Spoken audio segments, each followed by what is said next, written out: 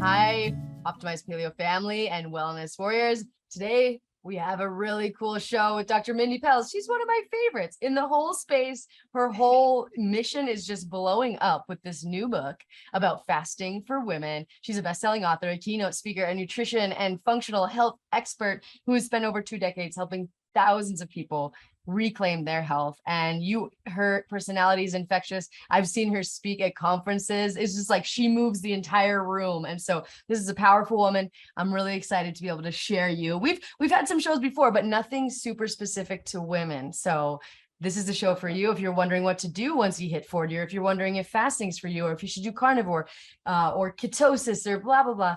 Mindy Pelz, thank you for being here. And thank you for all of the groundbreaking research you continue to do. Oh, I like I said, was so excited to come to you this morning because you're like one of my favorite people to talk to. And I like ride off people's energy. So when I know that like you're on the other end, I'm like, oh, this is gonna be fun. I don't have no idea where we're going with all of this, but our energies together will be magic for sure. So thank you for having me. Yeah, Dr. Pelz, thank you. And let's just start with, for anyone who is new to you and is seeing you for the first time, can you just give us a little bit of a snippet? Where did you come from? What is your training? Right? Earth, I'd imagine, but Yeah, I don't know. I mean, maybe. I mean, there is a lot of discussion about ETs these days. It could be possible. And then also, what made you so passionate about getting this word out Yeah. about fasting? Oh my God, there's a very long answer, but I'm going to give you the short version of it.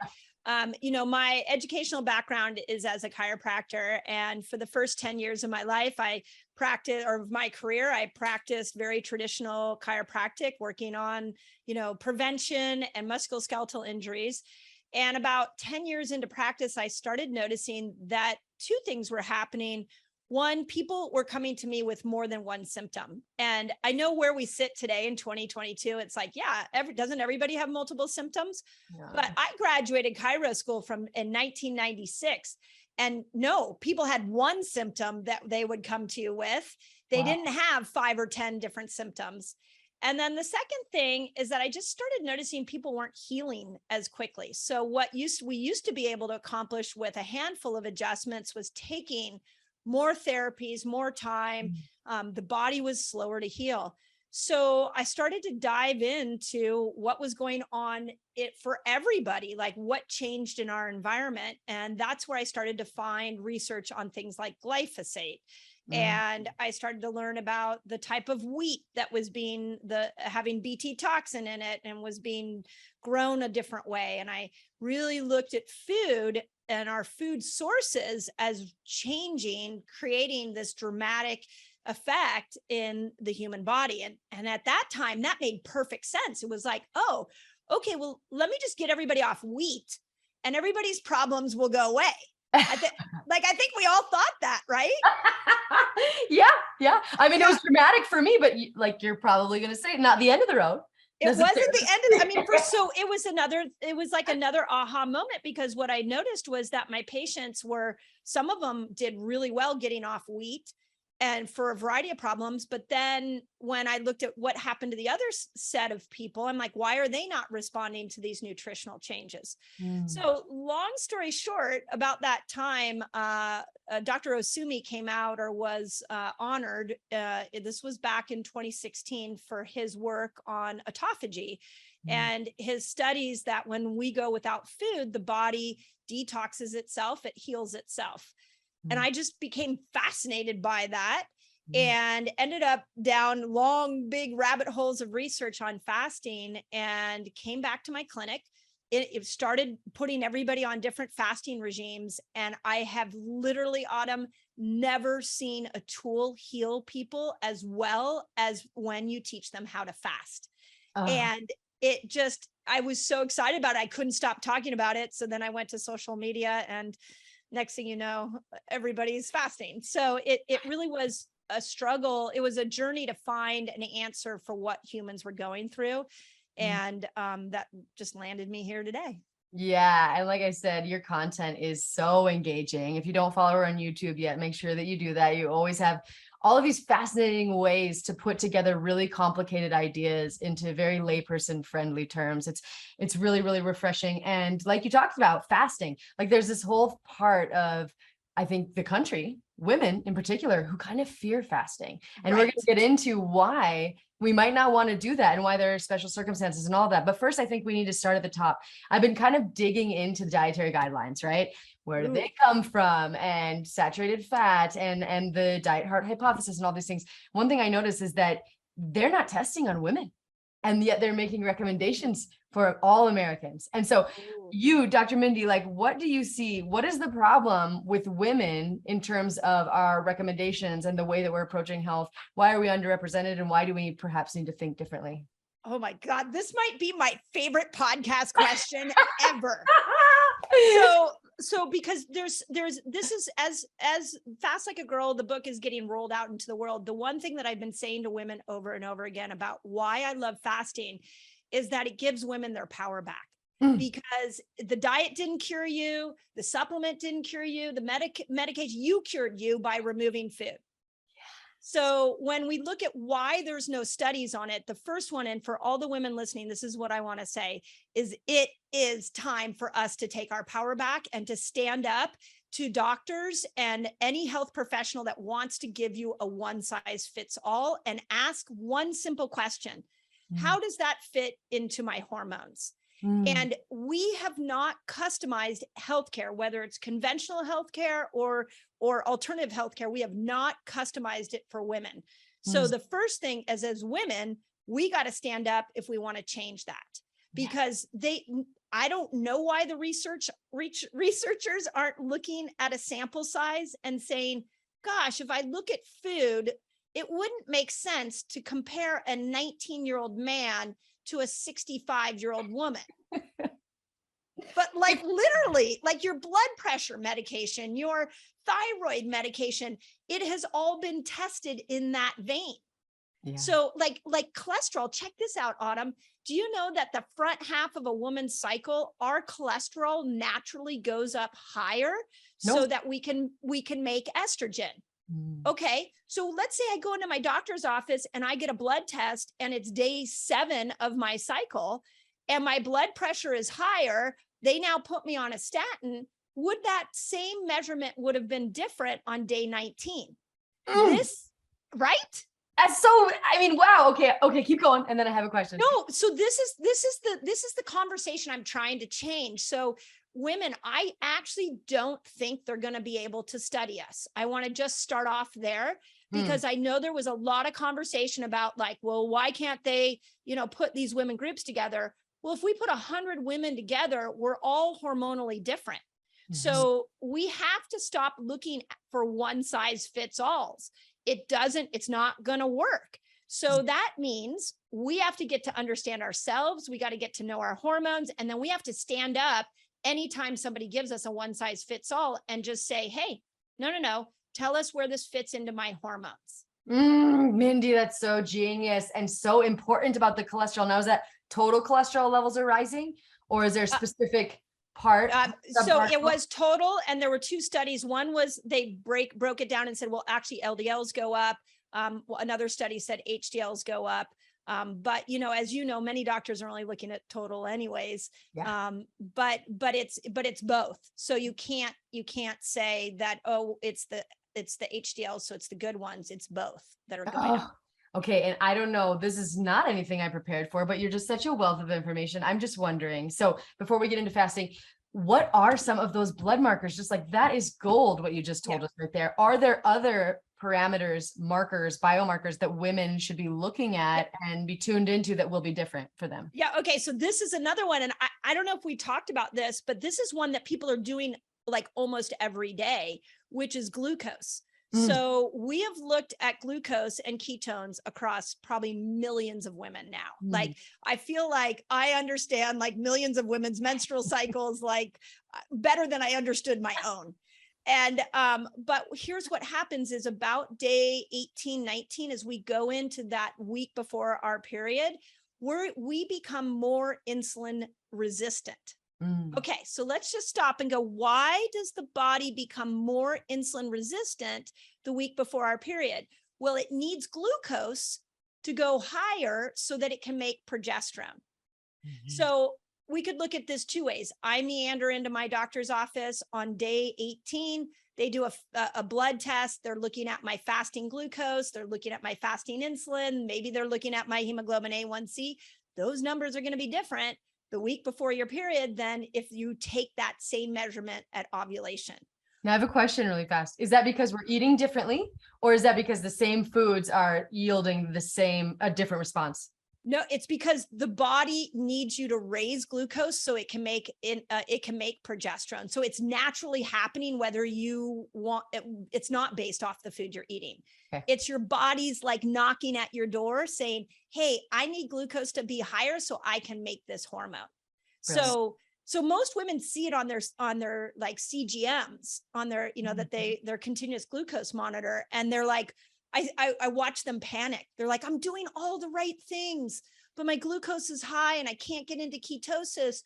And why is that? And when I flip it on them and I say, what day or cycle are you at? And they're like, oh, I'm like day 21. I'm like, yeah, because the body's not supposed to be into ketosis then. The body's supposed to have a little more glucose. I love it, Mindy. Thank you. So cholesterol, blood glucose. I'm wondering too, I did a little bit of research on cholesterol. I'm sure you know this topic well. For women, when you're older, higher levels seem to be a little bit protective. So I'd imagine you see women who are consuming, a higher animal product diet or higher fat diet. Are you concerned when their cholesterol is getting higher? Should women be concerned? Yeah. Oh my, this is such a good question. So I think you shouldn't, concerned is the wrong word. If your total cholesterol is going up and it's not just being driven by HDLs, it's all the, it's LDLs as well, then the first organ to look at is your liver. Mm-hmm. And I am noticing so many women who have this like congested liver, and it's coming from a couple of different places. We live in the most toxic time in human history. That poor liver is having to work so hard.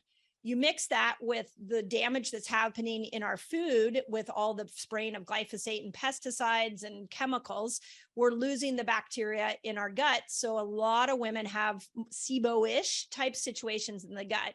Yeah. Then what the liver does is the liver starts to push all the toxins to the gallbladder as storage, and all the bad bacteria in the small intestine creeps into the common bile duct.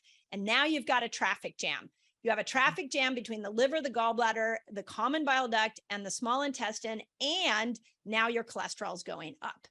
So it's important to always ask why. Why is the body doing that? Because what we see is that when you just do something like, a coffee enema or a castor oil pack, or you eat some bitters that help to open up the liver. If you give the liver some love, you repair your gut, the cholesterol comes down. Statins are a little scary because your brain needs cholesterol. So when you go on a statin, what happens is you tell the liver to stop making cholesterol, but that's also a nutrient your brain needs. And as women age, we really have to be thinking about our brains, because as estrogen goes down, we lose that protective capability. You combine that with a statin, and now you've opened up a brain that's prime for Alzheimer's and dementia. Right. And I know that there is a link too between statin use and insulin resistance. And I know that, at least from what I've read, that if you haven't had a prior heart attack, you don't have the same level of efficacy with a statin as you would prior. Is that true? I haven't heard that, but I'm not surprised. It really falls into this one size fits all. This day of going into the doctor, giving your symptoms, they give you a magic diagnosis and a magic pill. That has to stop for women. It probably works okay for men, but as two empowered women sitting here, I'm like, done. We are not playing by that rule anymore, which is why we always have to go deeper and go, why is the body doing that? Why would my cholesterol be going up? And your genetics is not an okay answer. Yes, I love that, Mindy. Okay. And so if we were to kind of erase what we had been told and all of these personal or one size fits all approaches. How would you have women handling their health? Like, how do we get in touch with what matters to us as like a guide forward? Ooh, I got chills. Okay, here's what I want to do, and I think you're the woman to help me do this. I'm always thinking about how we're going to change the world. And one of the areas I really want to change is how teenage girls are educated about their menstrual cycle. So if I was going to paint a new picture for women, it would start the day a woman gets her period. And it wouldn't be a PE class that I got, which was, oh, you started your period, you could get pregnant now. Here's birth control. Here's how you manage blood. Like, that would not be what I would teach. Right? No, it was so bad. And if we even got So that, bad. I don't even know that I got a class. It was just kind of like, here's what you do with this situation. It was bad. It was bad. And it was by and most of the time it's by the male PE teacher who's not equipped to even say anything.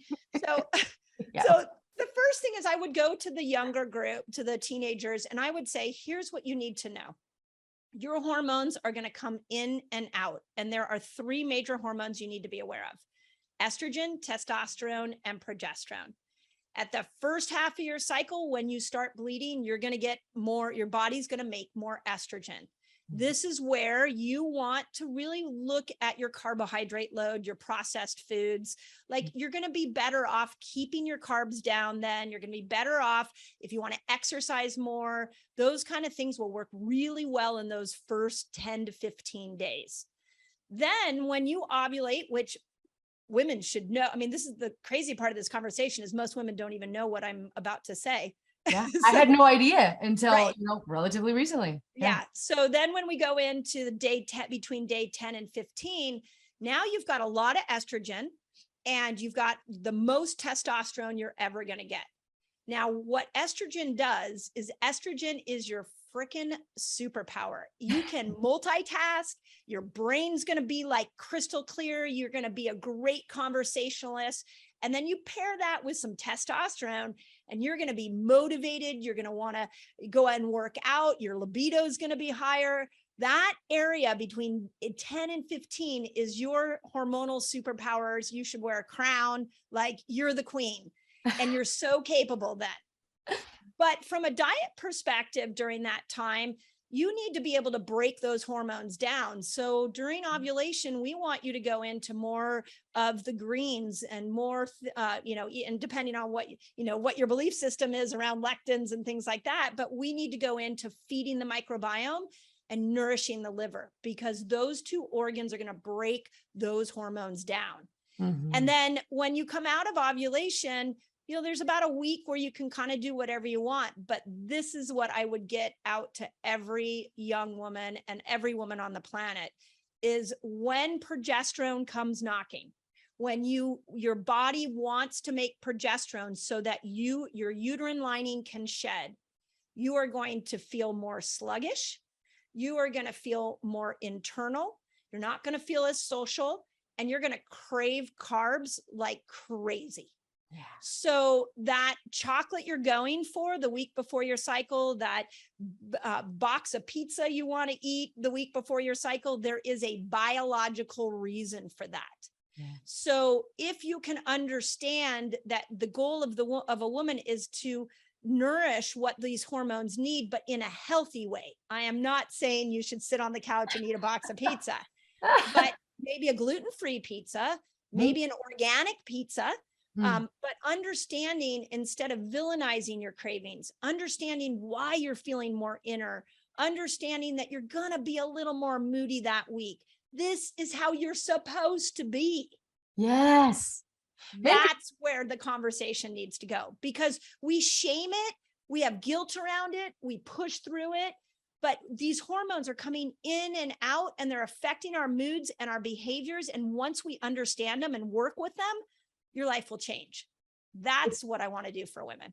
Man, it is so beautiful. It's like, and I can honestly say I had a life like pre-Mindy Pelz, and learning all this in post, where I was like, okay, well, this is what I need to be doing. And I'm going to have those cravings. I'm going to push through them. I'm never going to. And then that ended up binging and not being healthy and not having my cycles as regular. But when I said, No, I get to meet a new person, a new me every day based on the rhythm of my cycle. And I get to indulge differently at different times. And I get to perform differently. And I get to be more productive. And I get to go out. And then I get to rest. All of this without guilt. It's a really beautiful, peaceful, empowering life. And so I love that, Dr. Mindy. So tell us, just for you, I know you're not the same age as everybody, and maybe you want to talk about that in terms of like, people under 40 or after 40 or menopausal. What does that arc look like in terms of your diet and your exercise and just a few other things, days in the life of Mindy at different periods, and then we'll get into fasting. Well, I started this journey when I had a pretty regular cycle. Actually, let me back up. I started this journey when I discovered fasting, and I fasted like a man, and I ended up losing my cycle, and I was like 45 years old, and everybody told me I was going into perimenopause. Wow. And I was like, well, that seems kind of young, really?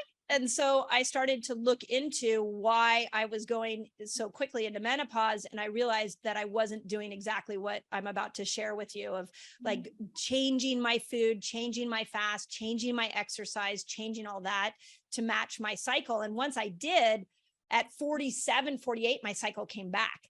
Wow. And like with a vengeance, was like on point. I'm 52 now, and I'm about 115 days without a cycle, which is age appropriate. Yeah.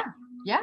So 51 is the kind of the average. Yeah. They say somewhere between 51 and 55 is the healthiest time. Because and part of that is really important. We have to remember that you want to keep estrogen and progesterone and even testosterone as high as possible until you're fully ready to go into menopause, because estrogen specifically is protective to the brain. Right. So when I hear women going into menopause at 35 or at 42, this is not good. So, and that's a whole nother discussion. Yeah. We'll talk about that later. Hold on. Yeah. But for me, the way I do it is I go keto. I do longer fasts, from day 1 till about day 11. When I was ovulating pretty regularly, I knew I ovulated on about day 13. So I would do the more like rigid, kind of low carb, more exercise, more cardio would all be in that front half. And then once I hit close to day 13, I really upped my vegetables. And I even have gotten to the point where I'm started looking at, okay, my glass of wine needs to go out during that ovulation time, because I need my liver to be able to break estrogen down. So, and then I bring my fast down during that time, usually to about 15 hours. So I no long fast during ovulation. Then when I come out of ovulation, like day 16 to 19, you can go back into keto. You can go back into if you want to do carnivore diet, it's, a version of keto. That's great. But the biggest change I had to make was that week before my cycle, because perimenopausal women, any woman over 40 is just losing progesterone. So I had to not fast. I had to learn to eat carbs again, because I was such a fan of keto. And this is where the sweet potato became like my guru. Anything I could do with sweet potatoes was really exciting. But I switched over to yoga during that week. I said no to more social events. I nurtured myself a lot more. And it's to your point, once you understand that rhythm of like, when should I go keto? When should I fast longer? When should I eat more carbs? It's truly a blessing that we get to think like this. It is. It brings such variety, right? And it's such amazing. permission, and just such like an empowered support. Like, I'm doing this for my body, not pushing against it. Yes. It's just amazing. So are you then, because I know you were a fan of keto, are you coming out, you're popping out in at least that last week? Is it any time before? Is it after ovulation, or simply the week right up until? Well, great question. In the new book, I laid out 2 eating styles. One is what I call ketobiotic. And I call it ketobiotic because we can never lose sight of our microbiome. And I don't know if you've seen this, but a lot of people, when they go keto, they forget about the microbiome. They're just like, I'm just going to eat meat, or I'm just going to, and carnivore has some good things. I'm not dissing carnivore, but we need to make sure we're always feeding our microbiome. So I have ketobiotic, and then I have another new diet style called hormone feasting. And I Mm, like this name because who doesn't want to feast? But yes. we want to feast on foods that feed our hormones. And the easiest way to think about this, and if you're not, if the conversation of hormones is brand new to you, this is what I want you to realize is when hormones go high, which is during ovulation and the week before our period, we are actually going to have a lot of toxins that start to come out of our tissues. Mm. So lead is stored in the bones, glyphosate gets stored in the brain. Heavy metals in general, mercury gets stored in the brain. And so what I started to notice is if people are in a state of ketosis, even at ovulation, ketosis is a repair phase. It's a repair mechanism. And so a lot of women were starting to detox when those hormones went up if they were in ketosis. So I think we should go out of ketosis during ovulation and the week before our period. And we need to lean into foods like the root vegetables, the squashes, the potatoes, and even into citrus fruits and tropical fruits. But we do them when hormones are high, not when hormones are low. Awesome. And I'm imagining my own life. I do this green shake. Sometimes there's like broccoli and kale, not a lot of kale, but like romaine and greens, just green heavy goodness. Sometimes sprouts. Like, would you do that at the same time, kind of helping your body to eliminate Yes. all of that stuff too? Yes. And, Okay. and what's really interesting about hormones that I'm not sure people realize is, let's say you decide to go on HRT and you're like, oh, okay, this is going to be amazing. I'm going on estrogen. It's going to be incredible. Just because you put a hormone into your system doesn't mean that your body knows how to break that hormone down. Mm-hmm. So the two organs that are going to break hormones down are the gut and the liver. So you could use the same concept. When hormones go high, we need to lean into more gut and liver support. When hormones go low, we can go more keto, we can do more fasting. And if you don't know what that is, the easiest way is just Google a woman's menstrual cycle and get an image of it.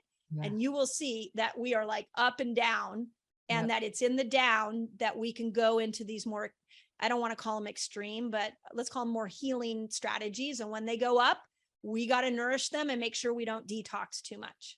Perfect. And we're going to get to specific fasting for women and how long and all that, but you said alcohol. And I know. I need you to expand on that. I'm sure other women do too. So I've been really working it. Like, I don't do as well, obviously, but I found the specific type that works for me. I give my body a little glutathione, a little extra vitamin C. Is there a time in the cycle that is more conducive to less of a hangover than others for alcohol drinking? Yeah. Yeah. This is one I haven't talked a ton about, but for sure, I believe we should not be drinking alcohol during ovulation. Okay. And because you need the liver to break estrogen down. If you can't break it, let's just talk about estrogen. If you can't break estrogen down, estrogen gets stored, and it will be stored as fat. And then eventually it can lead to things like breast cancer and other issues. So we need to avoid alcohol during ovulation.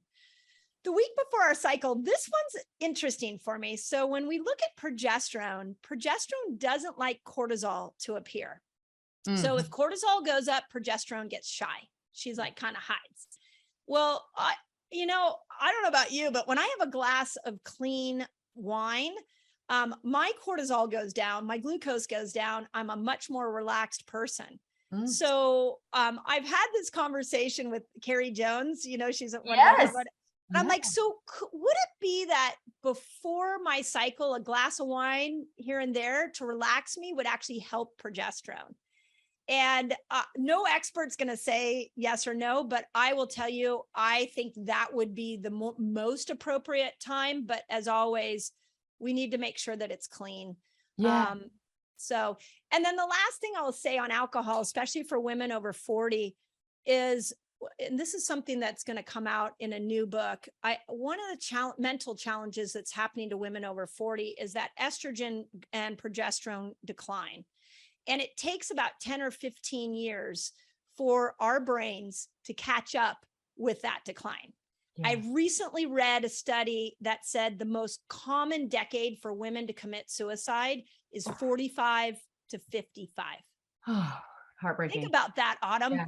Yeah. These are mothers. These are professionals. These aren't your teenage 16-year-old who decides life is horrible.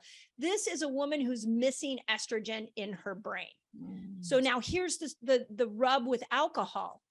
If we are drinking more alcohol through our 40s, which is very, very common because we are losing these hormones and we want to relax ourselves, we're also affecting the breakdown of estrogen, which is also negatively impacting our brains. Yeah. Now, I don't have a solution yet. I am investigating some solutions, and I will give you a little hint that they are around some of the hot new emerging things like plant medicine and psychedelics. And we are learning, and even THC, there's some interesting research coming out about THC on hormones. But I'm hoping that we're going to have a better conversation for women beyond just alcohol as the relaxing go-to, that there may be other things that women can tap into to help navigate that crazy time when we're adapting to the loss of estrogen. This is so important. So thank you for that. And I drink so rarely. I actually like to talk myself like, you should drink more, like, get out. But I don't really work that hard at it, but I think it's unfair that like during ovulation, because that's the time you want to be most social, right? But kava, I found the kava, it works really well for me. It just kind of, if I'm going to go out and I'm not going to drink and everyone else is going to be drinking, if I have a little bit of kava, that's really, really helpful for me. And then also like you said, THC, we're in Colorado, so that's a very, very common thing. So I'm really excited to hear about that research, because I think Dr. Daniel Amen terrified me a little bit, saying that marijuana is worse than alcohol on brain function. But like you said, it might be different, and right. Yeah. And, I want to get to Dr. Amen and talk to him. I have asked him about what he thinks about psychedelics, and specifically ketamine and psilocybin. And this was at the hallway of a hyperbaric conference. I cornered him and I was like, okay, tell me what you think of these. And he said the initial research on those is really promising for what it does on the brain. We just need more information. Cool. So I start this, I preface this conversation as people are listening to help people start to open their minds, because I agree with him. I don't know how much benefit we're going to find in alcohol, and it is a neurotoxin. I get that. So everything in moderation. But what are we going to do for women who are missing hormones as they go through this 40 plus years? We need another solution other than grin and bear it.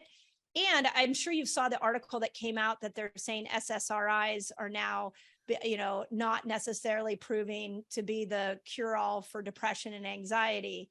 Yes. So we're at the beginning of a whole new world emerging. And when we look at something like the endocannabinoid system, that our body actually has receptor sites for cannabis. And when we know you put CBD and THC together, it can get easier. It's a better way to get that into this system.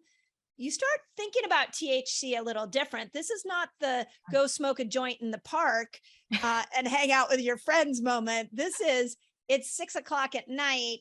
Instead of a glass of wine, would a tincture be better? Yeah. And then when we look at psilocybin, it actually fulfills a serotonin receptor site that estrogen fills.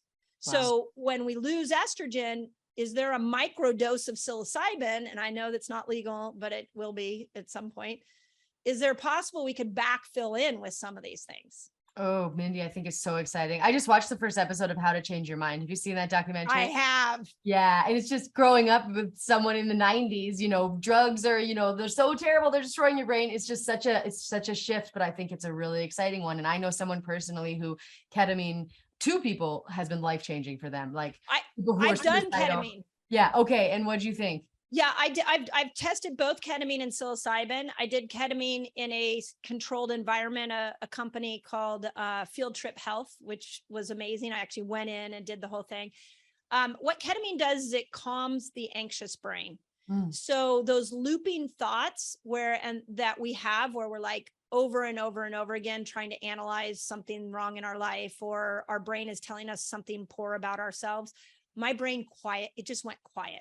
And what's really encouraging about these types of resources is that it's not like the trip. I mean, the journey is interesting. It's the aftermath that is amazing.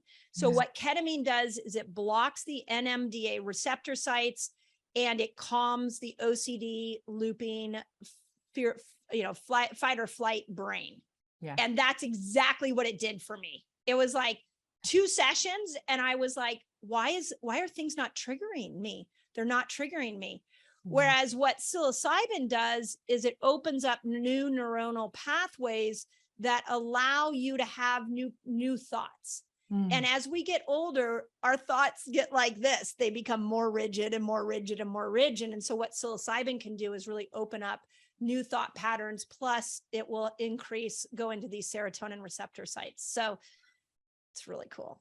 It is so cool. And it is so relevant. And I remember, experimenting with ketamine back in the high school days. Like, that is not what we're talking about. No, that's not what we're talking about. A highly managed scenario. And I've heard it's like kind of, how your phone, sometimes it gets all crazy and you need to reboot it. You just power off, shut it down, and it comes back, and it's a better version. And that's exactly what you're talking about. And why does this matter for hormones? I think because of our rumination and our psychological distress directly impacts our hormonal health. And so if we can have these crutches that are not going to damage our brain, I'm really excited about it too. Mindy, you'll have to come back and talk about it. I will. I have a whole, when I see you next, like at a conference, I'll geek out. I'm like, I have a whole plan and around it to just help women understand this, because to your point, we're not talking about the damaging way we approach drugs and this is your brain on drugs and just say no. This is saying what's good here that can help women. For men, when they make testosterone goes up into the brain and it turns into estrogen. So as long as they have one hormone to make, they just need to make testosterone. We have 3 hormones to make. And if we're not making them, we are mentally off. And that is what we need to honor and take and understand, that we're not going crazy. It's just nobody ever taught us about our hormones. Yes. And the world is crazy and life is hard, right? And so even on the other side, if we can't address or have a moment to disconnect or just kind of see a new perspective or see ourselves in a new light, like that is driving hormonal dysfunction as well. So that's right. Thanks, Doctor. Yeah, that is so important. So we got to talk about fasting though. Yeah, I know. I was going to say, we took a little detour. Oh, good. I hope this conversation gets women going, whoa, like I hadn't thought about my workouts. I hadn't thought about my social engagement. We're living in a time where we need to redefine healthcare because the one we just came from is broken. Yes. And it's centered on men because they're easier to study. Men-centric. And they make one hormone, right? Yes. They're so much more complicated, and we need to be proud of that. So talk about fasting. So you said there's more fasting in the beginning of your cycle. What do you mean more fasting? I know you've broken this down beautifully. Certain fasts are good for your gut. Certain fasts help your brain. Like, what are we working with? How long and how often? Tell us. Oh, great question. Yeah. So here's let's start with this. My mission is to get every human, but specifically women, building what I call a fasting lifestyle. And a fasting lifestyle has 4 components to it. One is you got to know what you're doing. Like, what are you trying to achieve with your body? So what we do as women is we look at our friend who went on a diet, they lost weight, and we're like, oh my God, it must be the diet. I'll try the diet. We go on the diet, we don't lose weight, and we think it's our problem. So when we come to building a fasting lifestyle, there are 6 different level fasts that I'll go through in a moment and real quickly that we can lean into that can help us do everything from reset our dopamine system in our brain to repair our gut to reset our immune system. So the first question to ask yourself is, what are you trying to achieve? Intermittent fasting's the craze right now, but a 48-hour fast may totally change your mental health if you understand what it could do for you. So that's step number 1. Step number 2 is stop fasting the same way every single day. Yeah. So for women with a cycle, we've got to time that to our cycle. And in these 6 different length fasts, if you want to throw a 3-day water fast to improve your immune system and get some stem cells, just do it in the front half of your cycle or right after ovulation, but don't do it during ovulation and don't do it the week before your period. Question real fast. How do we know? I mean, obviously if you're wearing an Oura ring, your temperature goes up a little bit. You have that sticky egg kind of mucus stuff. when you're ovulating? How do we know that that process is complete? Right. So here's what I would say. There's obviously ovulation kits. I just had, I'm learning a lot recently from 20-year-olds about how they are managing, women that are managing their cycles. And there's something like apps out that can help you understand. And it actually times to your Oura ring to help you understand when you're ovulating. Cool. So there are tricks and tools like that. But, here's the best way to know is when you're ovulating, if you really get in touch with it, two things can happen.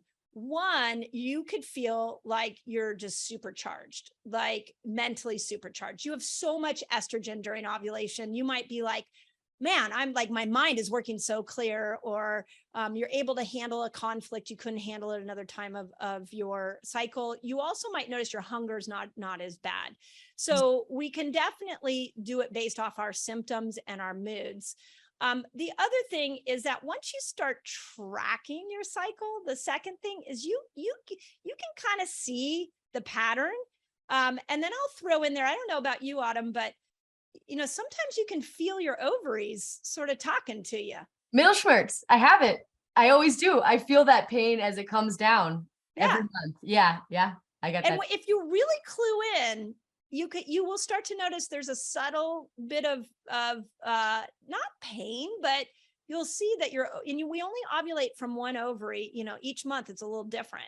Mm-hmm. So I think a lot of women will, once they clue in, they'll see that their ovaries, their lower abdomen might be a little tighter. Their ovaries are giving them some more signals of, hey, I'm down here. So if you clue in, you might be able to notice it that way. Yeah, perfect. I always notice because I just start looking at my husband a different way. Well, and your libido goes up. Yeah.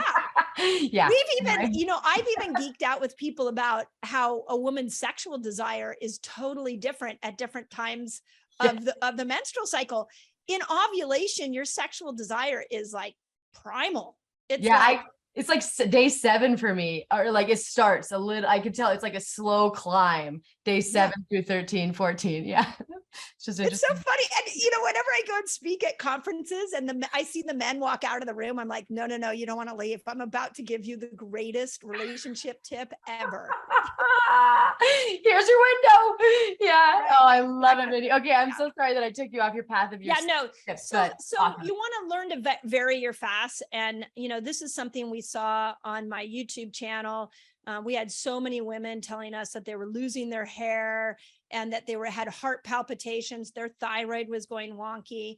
And a lot of them were just doing too long of a fast at ovulation, and then also the week before their period. So when we go to fast, we always need to vary it. If you're like, I fast 15 hours every day, I'm amazing at it, I'm going to ask you to pick one day and fast a little longer and pick one day that you don't fast.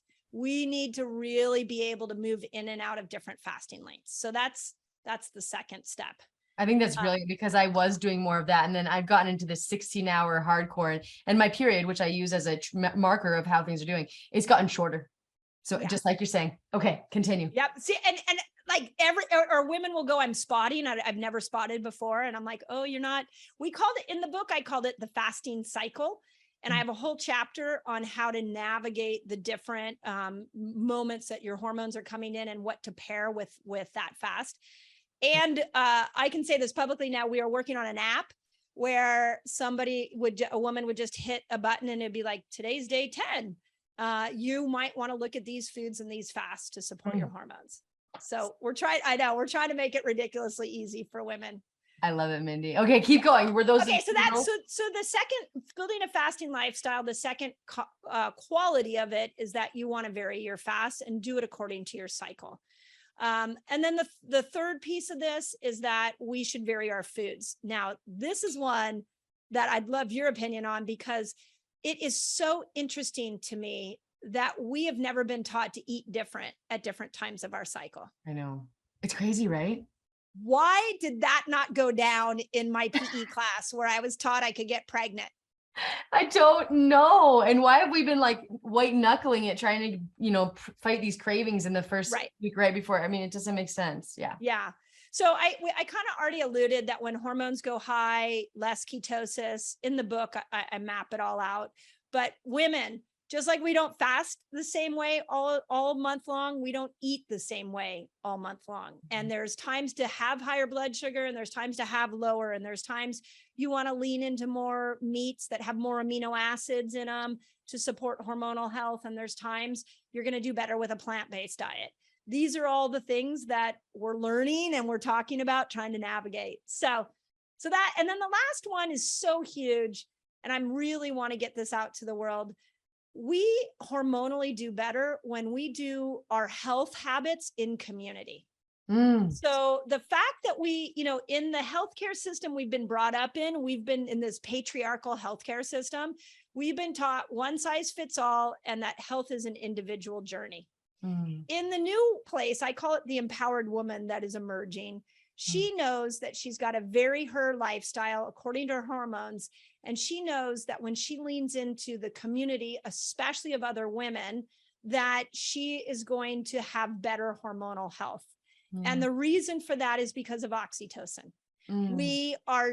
Women thrive with oxytocin, and estrogen thrives when we're in community. So we need to bring back that sort of red tent kind of feeling of women gathering around and supporting each other.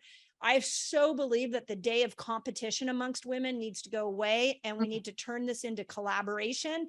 And if that is hard for you to wrap your mind around, do it for your hormonal health, because we are so powerful. And if we unify and lean into each other, our hormones will balance much easier.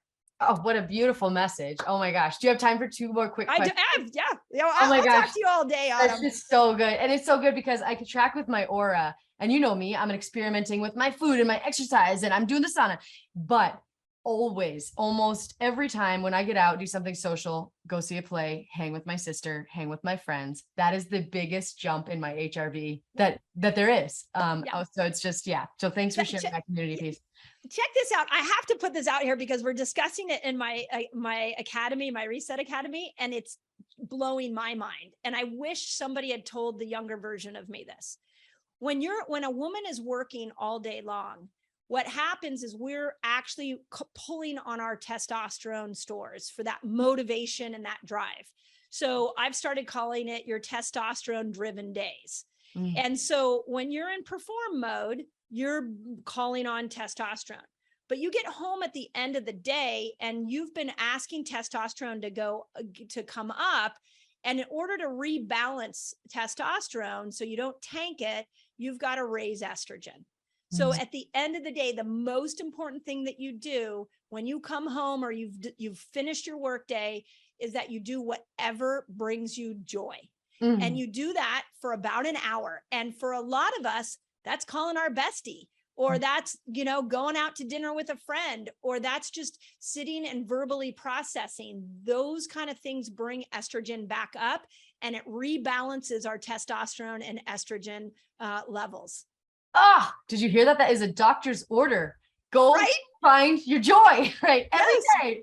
I love it. No, that's so important. Okay. These 2 final questions are just, you said better times for carnivore, better times for vegetables. I can't let you off the hook without you telling us which time is better for which. Well, okay. So let me tell you my feeling on carnivore. I think that the carnivore diet works really well for people with extreme gut dysbiosis. Yes. So if you have you've been on birth control for years, you've been on multiple rounds of antibiotics, maybe you have a lot of toxins, dental toxins in your mouth, or maybe you have breast implants, like toxins that are really dripping into the gut, causing a dysbiosis, then you want it. Carnivore is great pretty much the whole month long, with one exception. And I actually learned this. I have to give him credit. I learned this from Paul Saladino. He has a variation of carnivore where he brings fruits back in, he brings sauerkrauts back in, he brings sweet potatoes back in. And that's the version. If you have extreme gut dysbiosis, I think, and you want to do carnivore, you need to bring those fruits and those root vegetables back in with your carnivore the week before your cycle. just stay away from the kale, stay away from the spinach, like until your gut is balanced. Right. So that would be what I would tell a woman who is really in bad gut health. Carnivore can be the savior. Just adapt it the week before your cycle.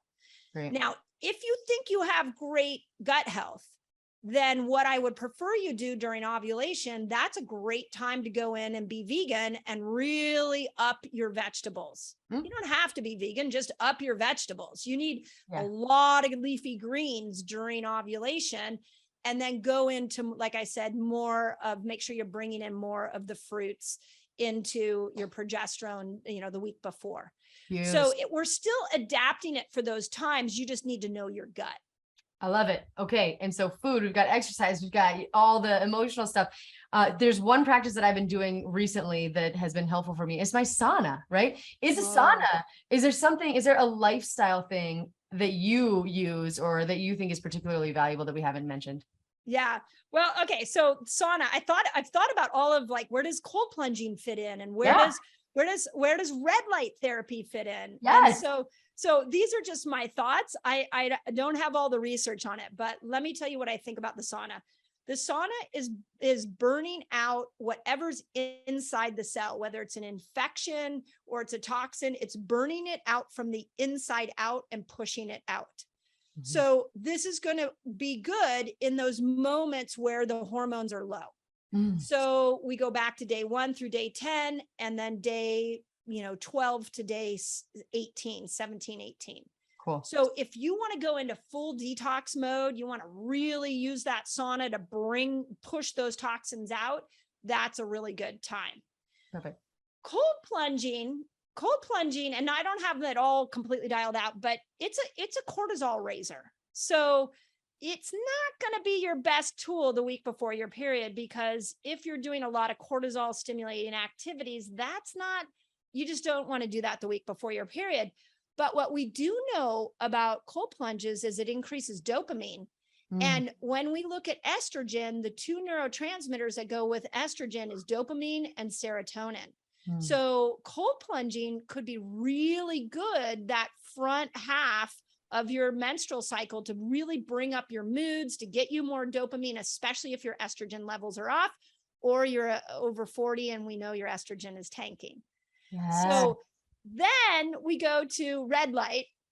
So the studies on red light have been done on men, and they show that men can increase testosterone by just standing in front of red light 8 to 10 minutes a day. They see every day for 30 days, they see an increase in testosterone. Okay, well, we don't have a female study, but we know we need more testosterone from about day 10 to day 15. So what if we red light it then? Love it. And then the last one that I've been thinking about is hyperbaric, and we're doing some really interesting. I'm actually looking to do a study with the International Hyperbaric Association on specifically hyperbaric and hormones for women. So we're getting that set up right now. Genius. But what we're seeing with hyperbaric is just because you're getting oxygen to the hypothalamus and the pituitary, that you can do it any time of the cycle, but we're seeing cycles being healed. So the length of the cycle will change, the severity of the symptoms are changing because you're getting oxygen into that prime part of the brain that controls all of your hormones. Amazing. Dr. Pelz, as usual, you've exceeded all of my expectations. I mean, go listen to this podcast like 4 times because there are just so many nuggets. Oh my gosh. Okay. So tell people where they can connect with you and where they can get this amazing book. I know it doesn't come out till December, but tell us all about it. Or we can pre-order it now, I bet. Yeah, you can pre-order it now, fastlikeagirl.com. And we would love the pre-order. And let me tell you a little bit of why pre-orders matter if you're listening to this and like, well, that's a long time to get the book. Is what I've done is rallied around companies like yours and other companies that are support women, are looking to empower women. And we have this beautiful like unification of people coming together. And so as the pre-orders are rolling out, I actually recently last week got a message from Hay House, my publisher, and they're like, your pre-orders have been so good, we got to order more books. So we're on a mission to get this out to women and to support companies like yours that are just so in alignment with the concepts in the book. But also we got to make sure we got enough copies on on December 27th. So you can go to fastlikeagirl.com. And all the information's there. We have so many free giveaways that we're doing. To me, this book is a celebration for women. And if you forget all that, just go to drmindypelz.com and it's all there. Yeah. And follow her on YouTube. And I challenge you in this ancestral health community that we are a part of, right? This seems like, we know a lot of these things. Yeah. Most people don't. So don't even just buy it for yourself, buy it for other people, share this podcast with them. Like Mindy said, like people deserve better healthcare. They deserve to understand themselves. And like this kind of conversation is exactly what will help them get there. So again, thank you, Dr. Pelz. We are forever your cheerleaders. And we just really appreciate you taking the time to be with us today. Yeah. Oh, thank you, Autumn. And I just love everything you all are doing. So it's truly my honor. Appreciate you.